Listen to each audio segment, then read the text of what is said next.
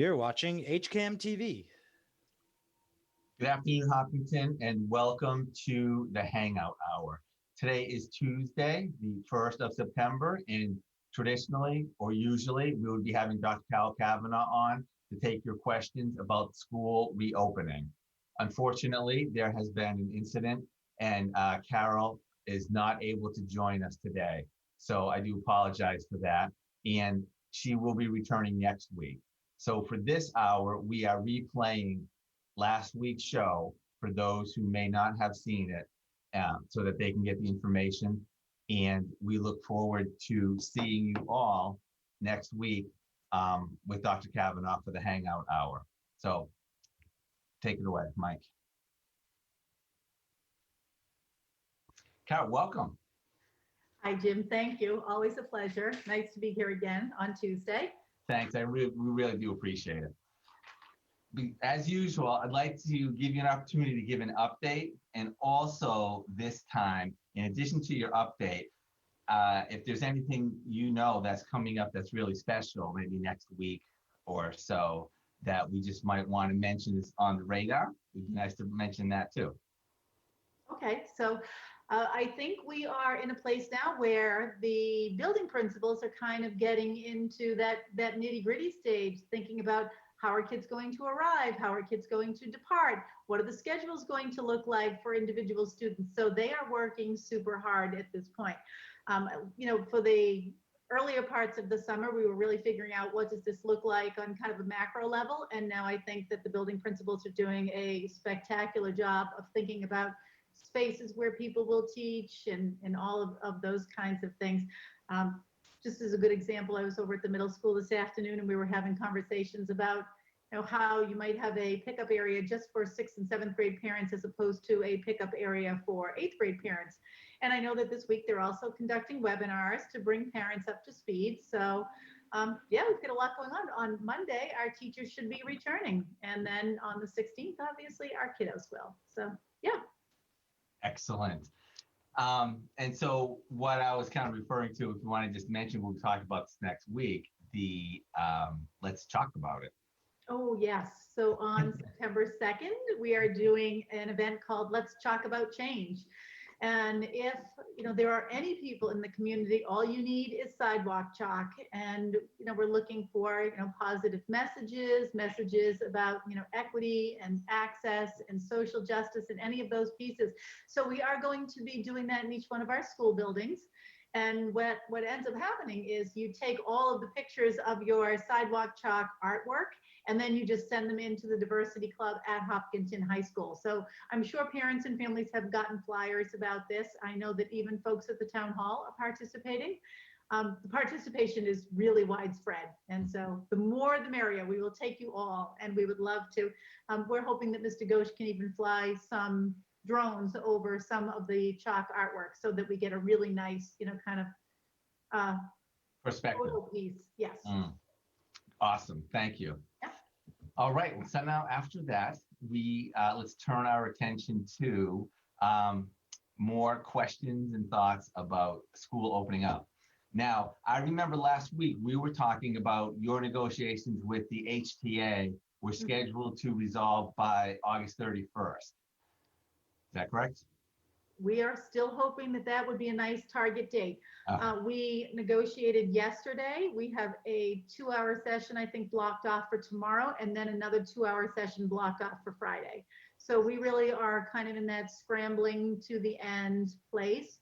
And then what has to happen after that is the association would have to ratify it and the school committee would have to vote on it. Okay. Yes. All right. So you know what? I'm going to dive right in here, Carol. Okay. Because sometimes, when people ask questions, you can really read some subtext into that. And so I'm looking for the one. Let's see. So this person said there's a lot of discussion on Facebook about the independent article and the HTA rebuttal, and it made it appear that there was a disconnect. And I was wondering if you had any comment on that. So I'm not a person who's on any social media. And I think As the school committee put that information out, it was a press release, and I think it really just kind of re-articulated everything that had happened on Thursday evening at the school committee meeting. And so if there was a rebuttal to that, I'm happy to take individual questions, because I think, when people start to put information out into the community, I wonder about, sometimes the accuracy of it, only because sometimes the information is coming from people who aren't living in the school district. Mhm. And by that, I mean, the people who are making decisions right now. So for example, the building principals are making decisions about what kinds of things will happen. We're making decisions in HR, we're making decisions, about budget. So I'm happy to answer, to clarify if there are questions that people feel like they don't have answers to. Okay. Yeah, I understand that oftentimes in negotiations, the doors close for a reason, and you have to kind of wait for negotiations to conclude in order to come forth with what has resulted from that. And perhaps, everything that's said in the room doesn't need to leave the room, because what really counts is the end agreement that is reached. Yes, and I'll just talk a little bit about that. Some of the issues I think that people are asking about are subject to collective bargaining, and some are not. One of the things that I think is important for people to realize is that the kind of bargaining that we're doing right now is called impact bargaining. And the question really is, because we are asking teachers to teach in a time when there is the COVID-19 virus, what is the impact of that virus on their ability to, be able to deliver curriculum and instruction safely? Right. Okay. Now, here's what I know. This one was very interesting to me, and I think I know the answer for me, but let's just see how close I was. Why can't testing protocols and monitoring community spread be part of the HHS solution? This is used statewide at schools and monitored in the workplace. Experts say this is what is needed to keep the virus at bay. Up-to-date physicals are mandatory. Why is regular testing not part of the protocol? Right. So I know that there are some school districts who are, doing testing before everybody kind of comes back to school. But one of the things that we hear is that, if you're going to do testing and have it be effective in mitigating the spread of the virus, it has to be that kind of rapid testing, so you get your results right away, and you have to do it with some frequency. So we could certainly test everyone before they kind of came back into the building. I mean, sort of theoretically test everyone, but the moment they leave our building and go home, or maybe even while they're in our building, there could be an exposure. So, the testing is only as good until the next time you're exposed to a COVID positive person. I don't think that that's all that dissimilar from what we used to say about disinfecting the buildings. People would say, is that building disinfected? And I would say it is until the next person sneezes. And I'm really not being facetious about that. I mean, that's the truth. Once there's a germ in there in a building, it's the same thing. Once there's a person who has contracted COVID, that person is in fact COVID positive. So it would be really nice if we were able to do that kind of rapid and regular testing, but I don't see that as being feasible for, we have 4,000 students and 500 adults, and we would be doing that, sort of all the time. It would take an awful lot of time and an awful lot of money to make that happen. And then the last thing really is, as a public school system, we can't compel testing. So I mean, that's the kind of thing that families will decide to do, or the DPH will encourage people to do. Mm-hmm.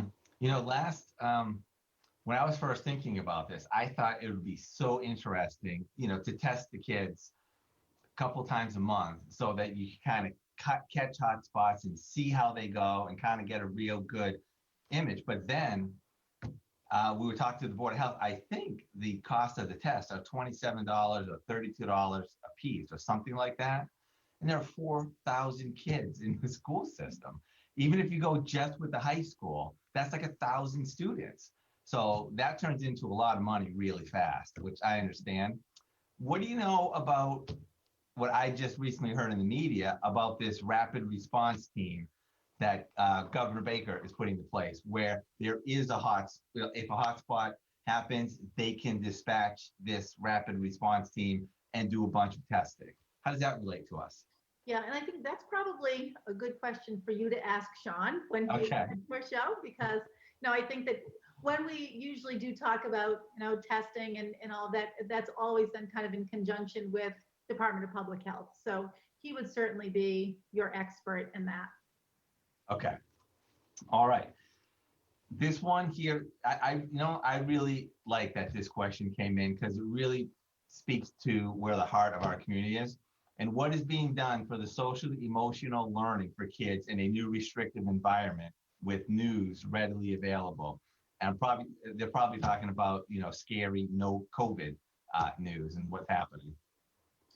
Right. So on the very, very first day of school for teachers, August 31st, we have a group coming in, and their acronym is BRIGHT, and it's about building resilient youth. And so what they're going to do is really to kind of train all of our teachers to watch for signs, because we know that there are some kids who will come into our buildings and they will appear to be kind of functioning as they just typically would.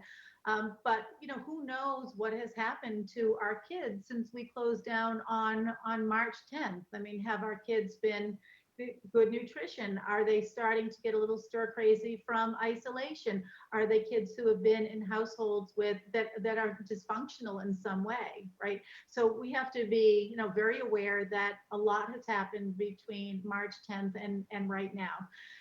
And so we will also have, sort of second tier kind of training for the people in our buildings, guidance counselors, school adjustment counselors, those people who would be kind of on the front line of helping our kids to cope. One of the things that we always say is we don't want the Algebra 1 teacher to take on the role and responsibility of therapist, but we do want that person to be able to recognize when a student is struggling and how to get that student the resources that he or she needs. We want the credentialed people, doing what they are supposed to do. So the algebra teacher teaches algebra, and the school adjustment counselor counsels our kids. Really different than when we were in elementary and high school. It's a different world now. I don't mean COVID. I just mean the type of professionals that work in our school system. Yes, and I hope I've answered that questioner's question fully. But we are, in a place where we are really cognizant of the fact that kids are going to come back maybe differently abled because of their COVID experience, and it's an all hands on deck approach for sure. Right. Will there be monitors on school ground before and after school to promote social distancing on school grounds?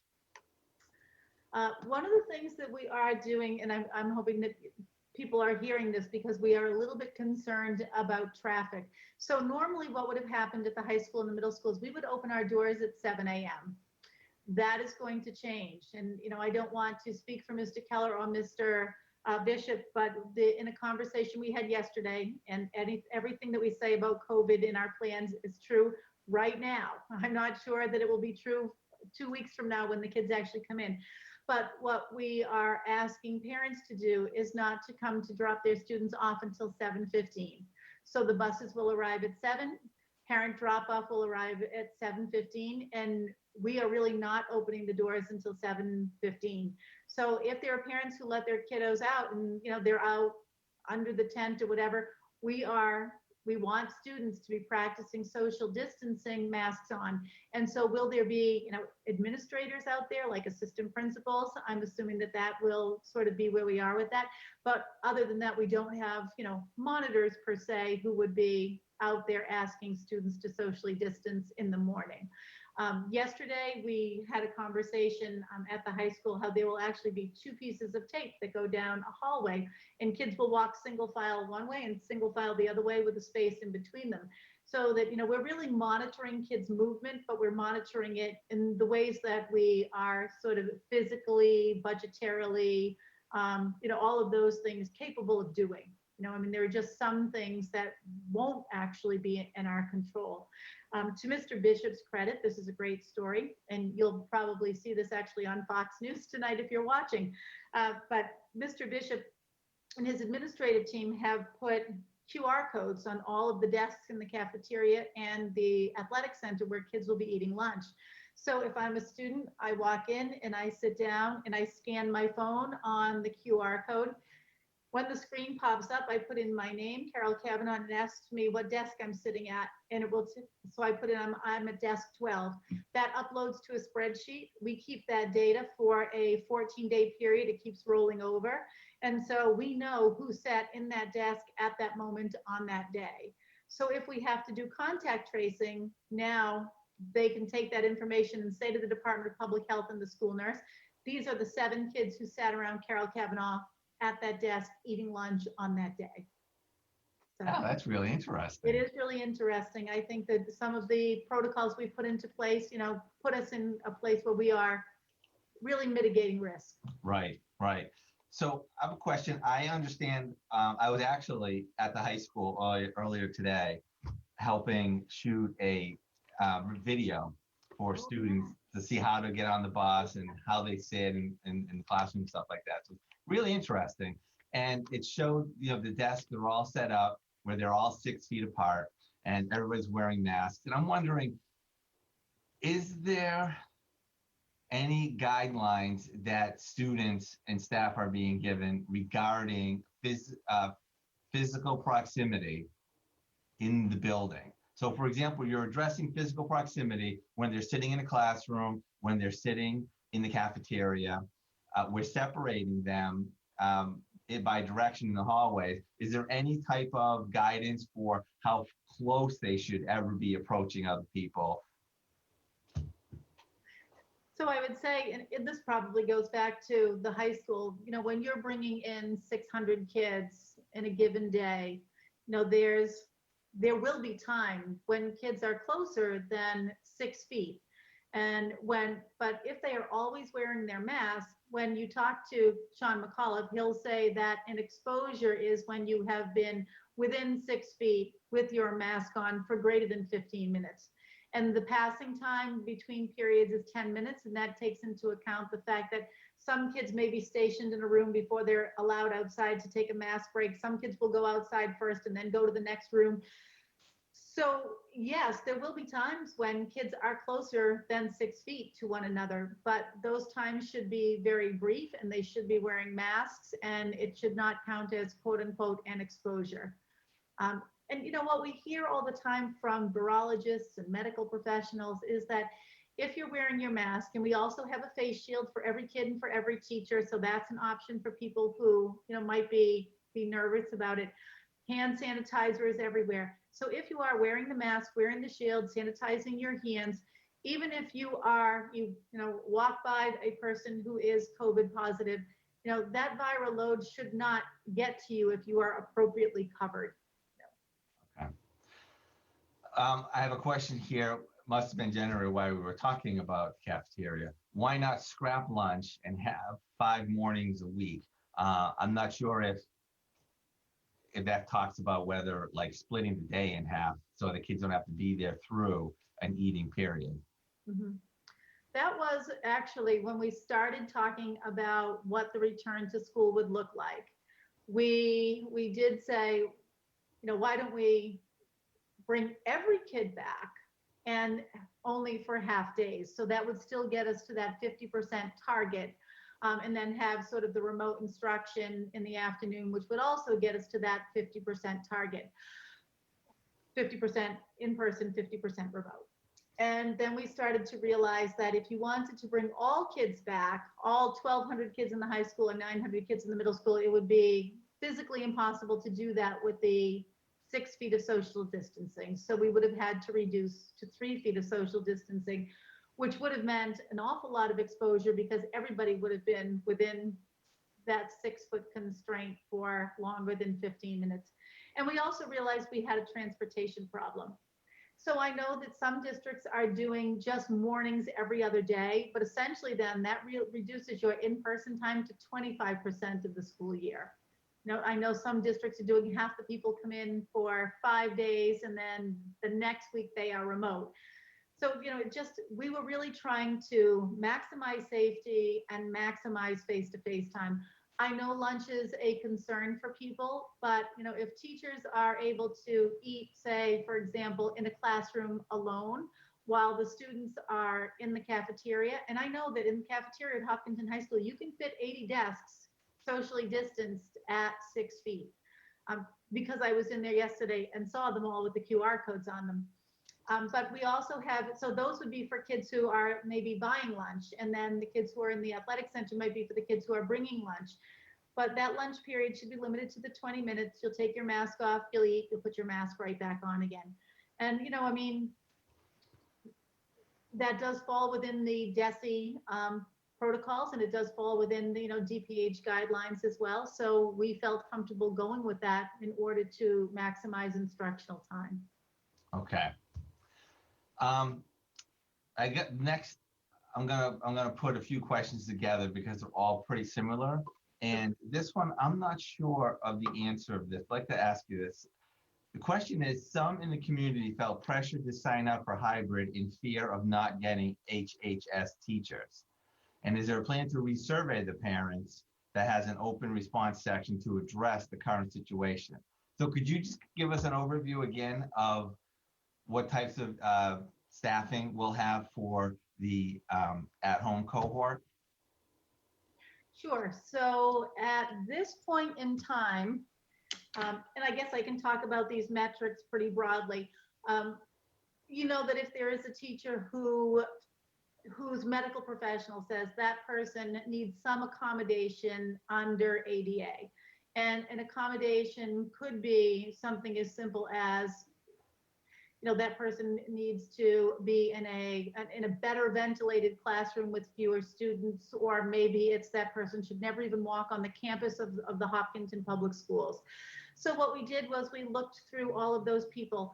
I believe that the count is about 71% of those people who qualified for accommodations will be teaching for the Hopkinton Public Schools, but they'll be doing so remotely. They'll be sitting in their homes, in their living rooms, where they are like all by themselves. And, we've absolutely positively eliminated risk for those folks. And so that's 71%. 5% made up a person who didn't need remote or hybrid, so that doesn't even enter into this. So maybe that's 4%.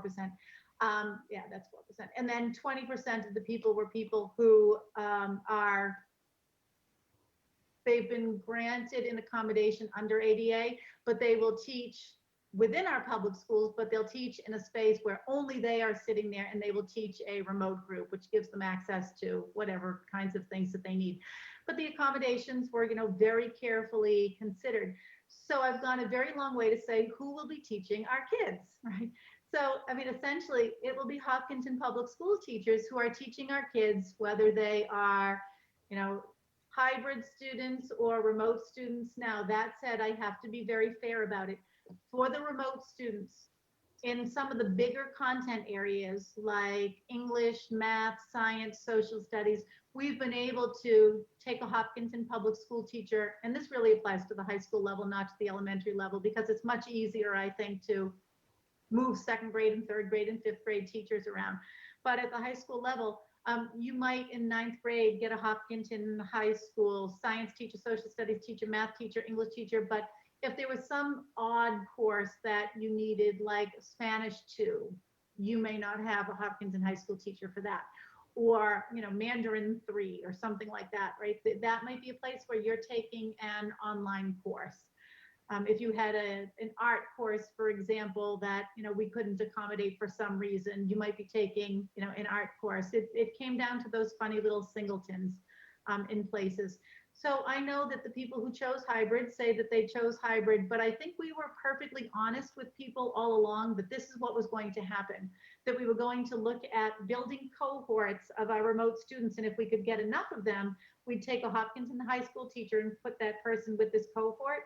But if there became singletons, like only one student wanted AP chemistry, that student may have to take that course online, so those are the places. We did ask, or we are planning to ask the school committee to fund 2.2 FTEs to fill in gaps at the high school. So there will be some people who are teaching in the high school who are kind of new to Hopkinton, but they would be an in-person teacher. So I'm not necessarily, and I think that, the people we get will be familiar people. They won't be new. They'll be familiar new. If Right. that's making sense. We think so. Yeah. Okay. Now this, I'm not sure if you touched on this earlier. Sorry about that. And there are a couple of questions that are about this. And I don't know how much of this you can talk about, whether it's being negotiated or not. But there have been some questions that are asking about teachers obligated to instruct students remotely from in the building versus from at home. What can you tell us about that? Yeah.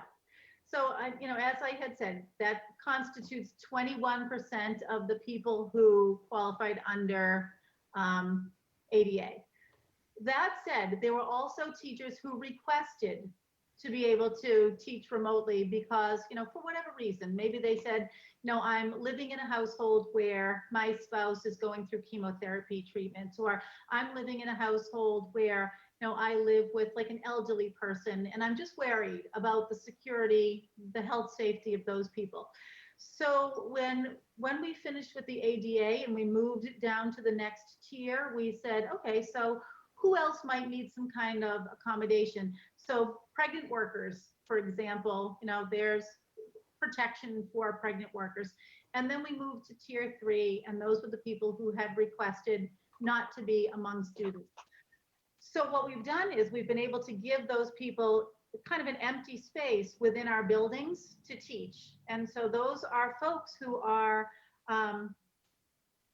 in a space all by themselves. So if there is aerosolization in that space, the only, if for lack of a better word, spittle is the spittle that belongs to the actual teacher in that space.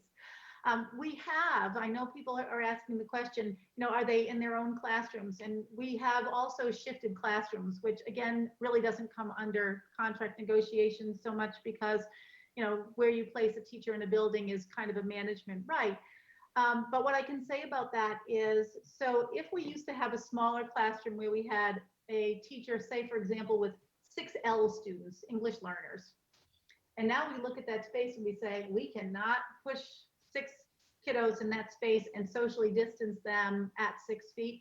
We might have taken a great big classroom and moved the L teacher and the 6 students to that classroom to keep them nice and safe, and then put the singleton teacher who is teaching remotely but from the building in that smaller space with, access to whiteboards and document cameras and whatever else they need, but they are in an isolated space.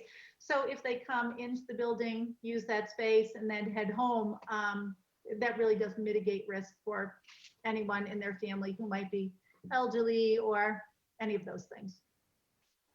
Okay, so just to take that from the other side, if you're able to talk about it. For example, here's an example, one of the questions. For teachers with health concerns for their family, but not covered by ADA guidelines, did the school make allowances for them? So what I think I'd like to see, if you can express it, is there a point of contention or negotiation going on regarding teachers who may not wish to be in the school present, but they're not under ADA guidelines? Is there any, is that something that you're having to work through, or are there any alternatives? So right now, the only people who because we're a hybrid teaching school, the people that are out of our buildings teaching remotely are the ones who qualify for medical reasons. What we're currently talking about in negotiations, and I won't say anything more about this because we are in fact talking about it in negotiations, is in the event that the district had to go to fully remote instruction. No.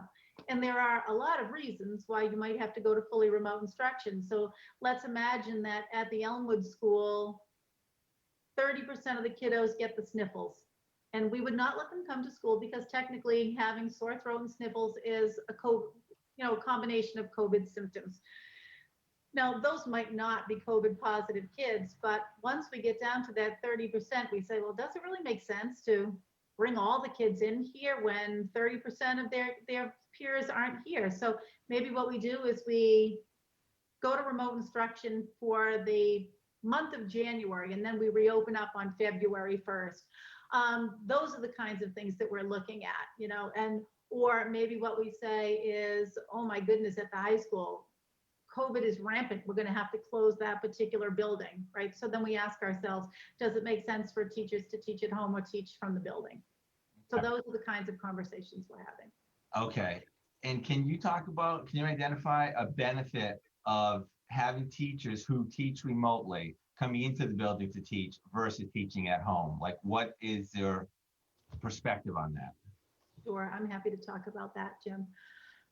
So, a lot of people think that, it's just really easy to, be able to replicate at home what you have in the classroom.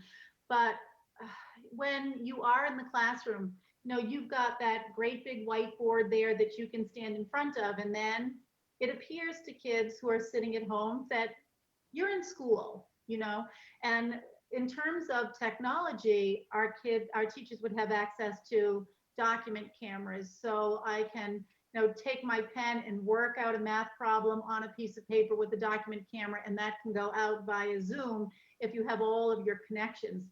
And really, if a teacher is having a problem with technology, so for example, we're just implementing Schoology and someone says, ooh, I'm not really sure I know how to get this second module up and running, our tech integration specialist is there, or somebody says, oh my goodness, my Wi-Fi doesn't seem to be working. Our tech support is right there in those buildings. So I think those are a couple of things.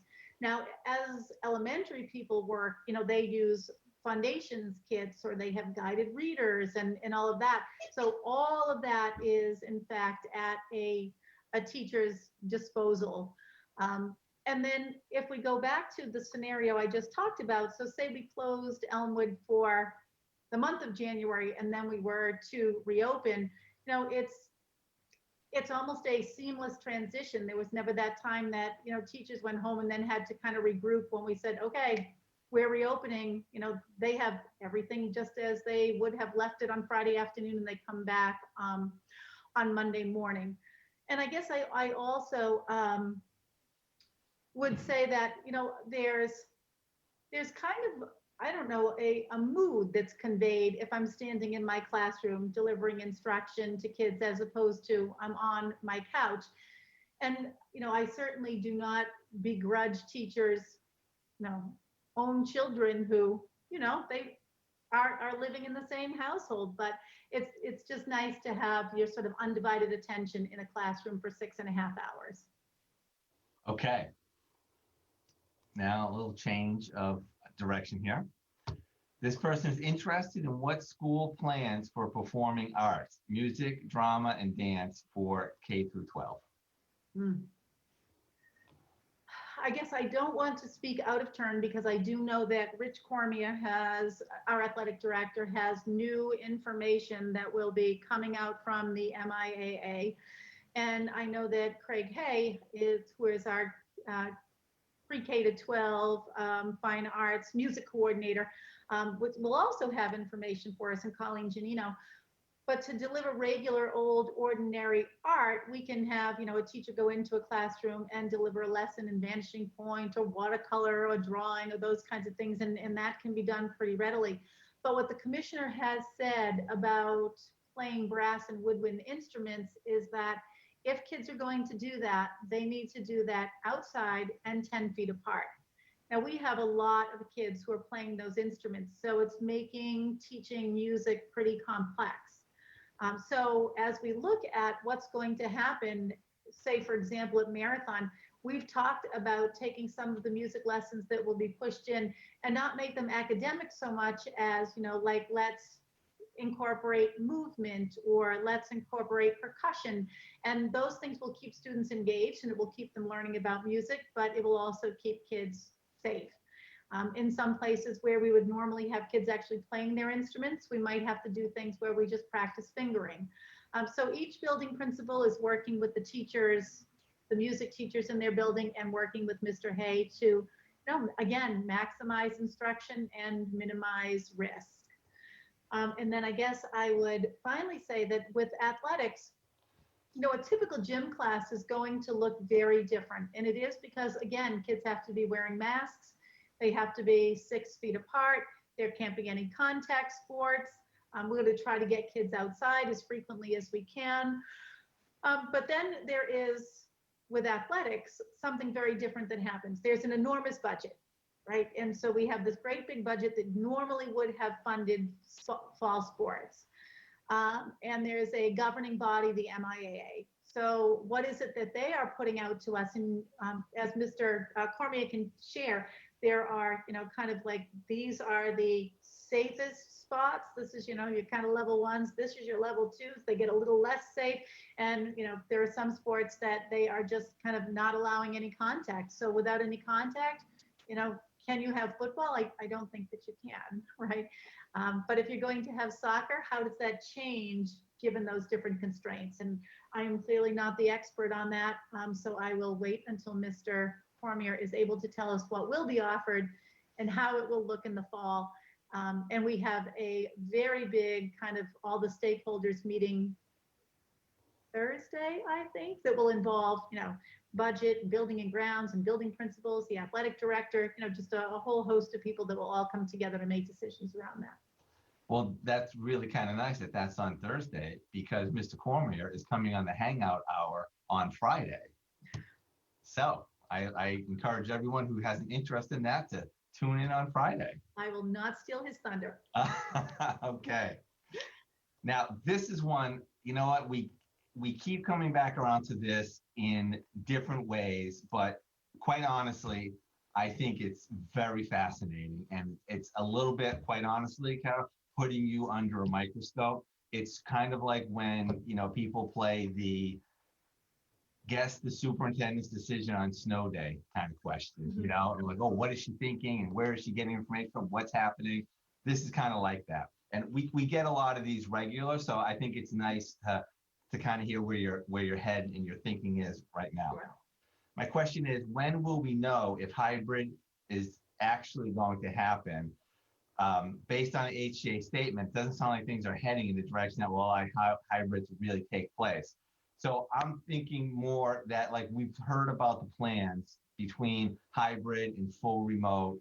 And I'm just interested if you're able to talk about, like, what your current thinking is on the direction that maybe this town, maybe the state, maybe this country looks like it's experiencing as some of these school districts are ramping up. And if you're able to share, like, what guidelines and what processes are going to happen for you to make the call. Sure. So I'll be really honest, Jim. I think we, at least for me, when we are negotiating, it feels really positive. I mean, I think that we are in a place now where we're just, kind of looking at, a couple of last items. And granted, they are big items. And I think that we're going to probably have to meet each other in the middle on those ones, right? And I think those are the ones that, they started out polarizing, and we resolved all of those tiny little things that were somewhere in the middle. And now we're faced with, where are we with those last couple of items? And I will say that our most recent negotiation session went really well. We've got one tomorrow. We've got one Friday, as I've said. So I want parents to feel like, there's a good possibility that we're going to be ready to open our doors to students in person on September 16th. Okay. Yeah. Will middle school students, this is a particular one, will middle school students carry their bags so they won't be stopping at lockers? I'm going to leave that one to Mr. Keller's webinar. Okay. So, when we get to those kinds of nitty-gritty kinds of questions, I think that that's probably best answered by the building principal. Okay. Is there any update on the HVAC system capabilities and the filtration? There's been some questions about that. I know. And so let me just answer that one for you. Renaud HVAC is our company. And if people have been anywhere near our schools in like the last, I don't know, week or so, I'm sure that you have seen their trucks all over our campuses. So what happened is that we had a couple of years ago, they came in and did an inventory of every single piece of equipment that we have in the Hopkinton Public Schools. So You can get a stack of paper on the Marathon Elementary School. Well, we don't really have one for them because it was still Center at the time. But, Elmwood, the middle school, Hopkins, and it will outline all of those pieces of equipment. What they will do for us is they'll go in and they will do kind of an assessment of how are all of those things working. And then they hand you these are the couple of things that we would need to upgrade prior to the opening of school. Right now, what they are doing is what we call preventative maintenance. And as soon as each building is done, they can send us a letter that says this building is in good working order. So yesterday we did, in fact, just get a letter that says we are in the process of doing preventative maintenance from the HVAC company. And I'm happy to share that letter with people if they want to see it. I mean, there's nothing in there that says your things aren't working. I mean, what it does say is, as soon as everything is wrapped up on our end, and that's what I think people would want, is a professional, objective company coming in, looking at all of those pieces of equipment, and just making sure that they are running at efficiency. And we will get reports for each of those. What we normally do is we get one great big report, but I think I'm going to ask the company to just give us a building by building. So when they finish, we get a report. When they finish, we get a report. And then that way I think we'll be able to put people at ease. I think the high school report comes first, but then after that, we'll be looking for Elmwood and middle school, because I know those are the schools that are worrisome to people. Are there deadlines associated with those reports? Do you know when you expect them? So that's one of the things that I'm asking the HVAC company. I know that at this point, we will certainly have them before the 16th of September, because I wouldn't want, even families to feel uncomfortable sending their kids into school without those HVAC reports in place. But as for like next Monday and the 31st, we probably won't be seeing them. But by the same token, we also won't have the kind of density. If you, Jim, go into your classroom at Hopkinton High School, you'll be in that classroom by yourself because your students won't be there.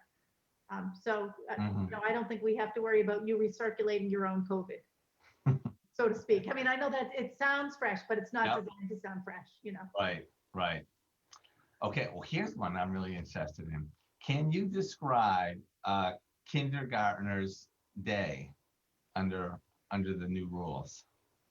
Sure. And again, I really feel like this is a question that is better left to Mrs. DeVoe, because she's the person who's going to create that kindergartner's schedule.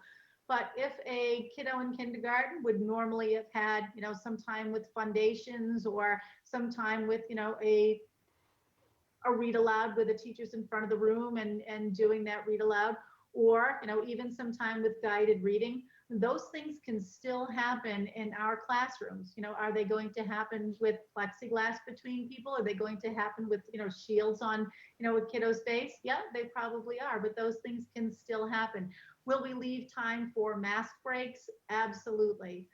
So yeah, we're going to see little kids with masks on their faces and probably shields too. And we're going to see them sitting, in places where they are 6 feet apart from one another for a good portion of the day. But yeah, I would say that parents should feel comfortable thinking that the reason we're bringing kids into school is to give them that kind of high quality instruction. So that's what we're hoping to give them, high quality instruction. Okay, so we do know that masks are required. And yes. So from time to time, you have also mentioned face shields. Is face shields a requirement at either particular grade levels or students or faculty, or how is face shields addressed, if at all? Yeah, so I think if we are going to have kids, say in the bus, for example, we are requiring face shields on the bus because we're putting one student in each seat. And even if we have one student in each seat and they all load the bus in a way that nobody ever passes by each other, and then they exit the bus in the same way where no one has to pass by each other, and all the windows remain open in those buses, we still feel like that extra layer of protection with the face shield is a good thing for our students to have. As for while they are in school, socially distanced at 6 feet, it's certainly, optional for kids. If there is a time when a teacher is going to conduct a lesson where they need to be up closer than those 6 feet, then I would want the teacher and the student to both be wearing them for both parties' protection. Okay. Are they being required or are they being provided? How's that happen? How's that work? Oh, yes, we have them for every single person in the Hopkinton Public Schools. We are unusual in the same way that we are unusual with the QR codes and with my reentry report asking for people for a soft quarantine. The face shields are also unusual. We've gone to the nth degree to go through that, risk mitigation process. They're not inexpensive. Early on, when we recognized that we thought that in-person instruction was the highest quality of instruction, the face shields that we were able to get early on at a really, really reduced price made it feasible for us. So every student and every educator, every custodian, paraprofessional, every single person in our school community, there is a face shield for you. Okay. We have a question that goes back to the HVAC system, and this will be a little test to see how much, if you know this. Do you know how long it takes to change the air in a classroom under our systems? The air should be changed 8 times per hour. You do know that. I do know that, yes. I told you I'm earning a CAGS in HVAC. I'm teasing, but that is what the facilities director has said to me, is that while you are in that room and the filter is pushing in that fresh air from outside, it should change over 8 times per hour. Okay, thank you. Did you ever consider block scheduling, particularly in the high school? We did not consider block scheduling, and I understand how people will say, if we're in that place and only a couple of classes are meeting each day. But what we are trying to do is to increase space time between teachers and kids.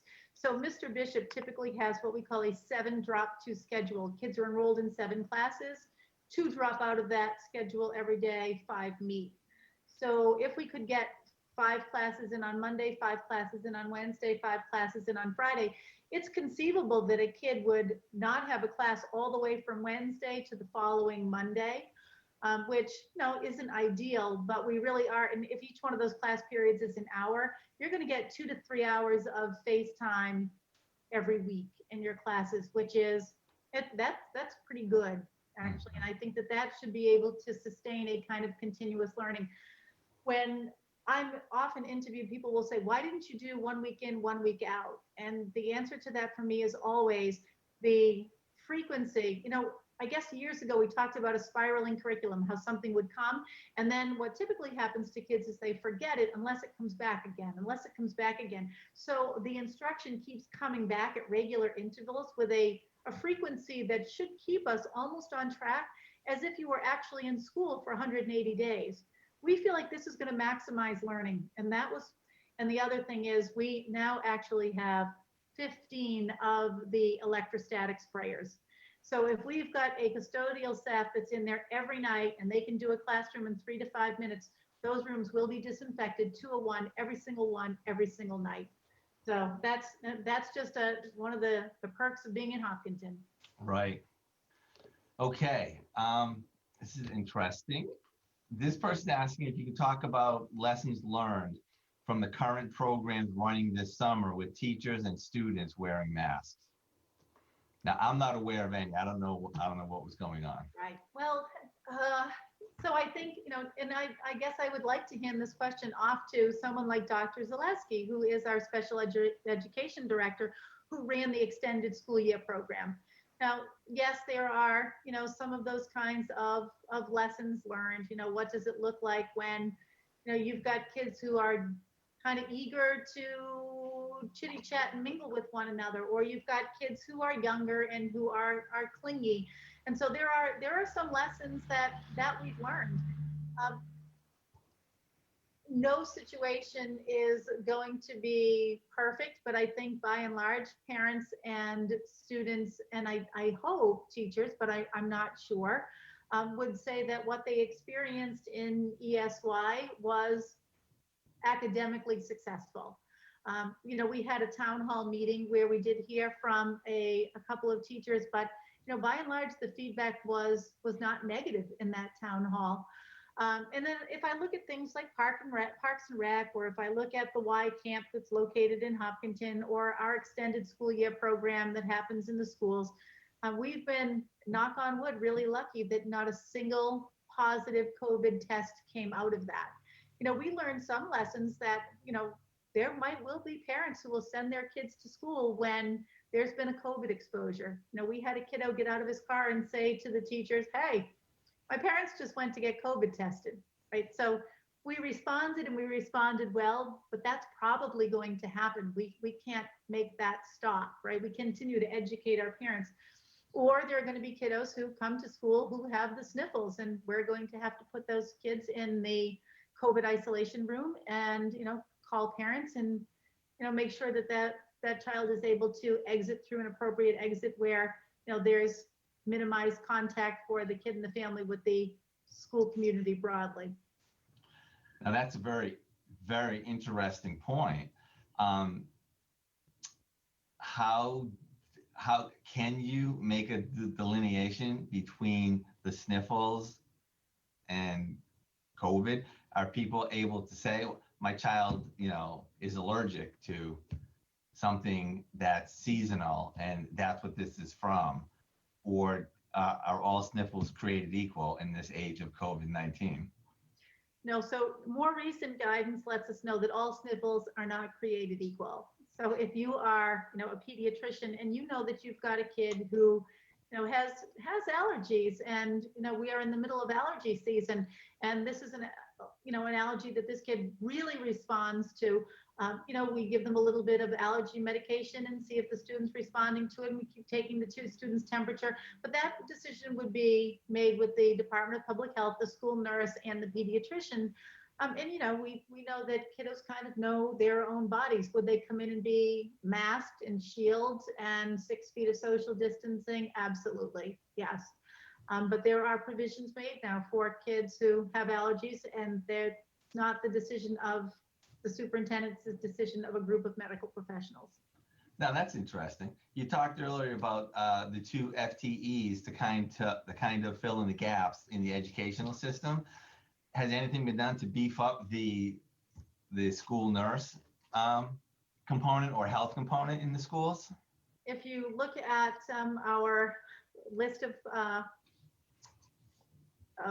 vacancies, we do have several vacancies listed right now for nurses, because we would like to, currently we have 6 nurses across 5 buildings. We would like to go to 10 nurses across 5 buildings, so that if I'm the school nurse and I have to be in the isolation room with a potentially positive COVID student, then someone's got to be doing my regular duties. I can't remove all my PPE, run across and give a treatment to a diabetic, or medication to a kid at noontime, or help a little girl who's just lost a tooth in her first grade classroom, right? So we've got to make sure that the people who are doing regular, typical nursing duties are covered on those needs, as well as the kiddo who is potentially COVID positive, as we're calling mom and waiting for mom to come and retrieve her potentially sick child. Okay. Does the acronym EBCFA mean anything to you? Somebody's asking, what is the current status of school committee policy EBCFA, face coverings? Oh, face coverings, of course. Yeah, I don't remember the policies by by letter, but so at our last meeting, we did take that policy and we approved it. And the way that it was written, talking about if you have a cloth mask, it must cover the nose, be washable, multiple layers, and all of that. And then we got to thinking that we need to bring it back. And we wanted to bring that policy back for 2 reasons. One was that kind of at the meeting, we made an amendment that said students could wear a disposable mask, but we want that to say a 3-ply or better disposable mask. And we wanted to say that because the 3-ply masks will have a wire that covers the bridge of your nose, that keeps everything tight to your face on top. And typically those are, kind of droplet and waterproof when you get to the 3-ply or better mask. So that was important to us. But then we also realized that if we're going to have teachers in our building who are teaching in a classroom all by themselves to kids who are in a remote setting, we need to alter the policy so that it doesn't say that every single person has to be wearing a mask, because I would want for a teacher in a classroom all by him or herself to be able to take their mask off in their 400 square feet, 600 square feet, 800 square feet, and to be able to deliver instruction just as if it were a perfectly normal school day. So when I'm a kiddo sitting at home on my couch, there's my teacher at the whiteboard, there's my teacher reading a book, there's my teacher doing a math problem, and she doesn't have a mask on her face. You know, there's no need to have a mask on when you are in a room all by yourself with, so we'll be making those two changes to the policy. Okay. Now, as you had mentioned earlier, teachers are back next week, Yes. learning Schoology, getting ready for this new type of environment. Mhm. So I am expecting and thinking that a lot of information that is homeward bound, to the parents and to the school system is probably going to look to be finalized and pushed out this week before all the teachers come in. And I'm just wondering what advice you give to parents of children in all grade levels, if you know anything that could be expecting, or again, where you would direct them. Okay, so your assumption is partly correct and partly not correct, because I think, we got our guidance from the commissioner on the 25th of June. And amazingly, I think if you walked into Hopkinton High School today, you'd walk into a building where you would look and think, wow, they are ready to open COVID style. We're waiting for a couple of markers from WB Mason that will say stand 6 feet apart or whatever. But, in truth, the way the building is cleaned and configured and COVID rooms and plexiglass and all that, it's in place. It looks really good. So I think we are ready for that kind of, people to re-inhabit the building. But right now, the building principals also have to, in conjunction with Jen Parson, the assistant superintendent, Deb Moriarty, the ELA director, Karen Zaleski, the special education director, kind of all of these people coming together, Jennifer Super, the L director, everybody is coming together to ensure that professional learning is in place. So we have the bright people coming in to do some social emotional work. We've got companies coming in to, or consultants coming in to work with us on things like culture, diversity, equity, access, those kinds of issues. We've got Schoology, the new learning management system. We've got the modern classroom course, so people are better prepared to teach remotely. So all the PD is what we're working on right this very minute, so that when teachers come back on Monday, all of that is ready to go. So parents may have to wait until, the end of next week, early the following week, to actually get a physical schedule in hand that says my child will have, math the second period of the day and the teacher's name is whatever. So yeah, everything is just sort of this order of operations where we are just running and trying to keep a few days ahead of what the schedule demands next. Okay. The final question. Okay. Will the administration be in the school buildings every day? I think yes. Yeah, I can't imagine that they wouldn't be. Yeah. Okay. Yeah.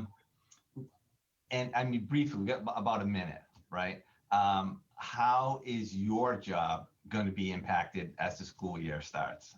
What things won't you be able to do that you typically do or have to modify?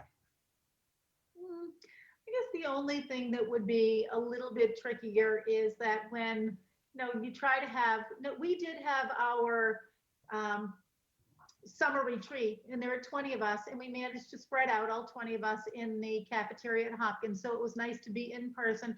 And then we had some small breakout, and it was almost like we had never left each other. It was kind of interesting to be able to do that. But there are going to be so many meetings that have to get pushed out remotely. And I will miss face-to-face conversations with, with faculty, with staff, with kiddos. I mean, it's hard, I think, to be sitting in this office all the time, kind of remotely. Right. You lose that human connection. That's the hardest part of the job. Right. Oh, I know. I know that feeling. So, Dr. Cavanaugh, Superintendent, HVAC, genius, thank you so much for your time. Really appreciate it. You answered a lot of questions and gave out a lot of information, and we're really grateful for it.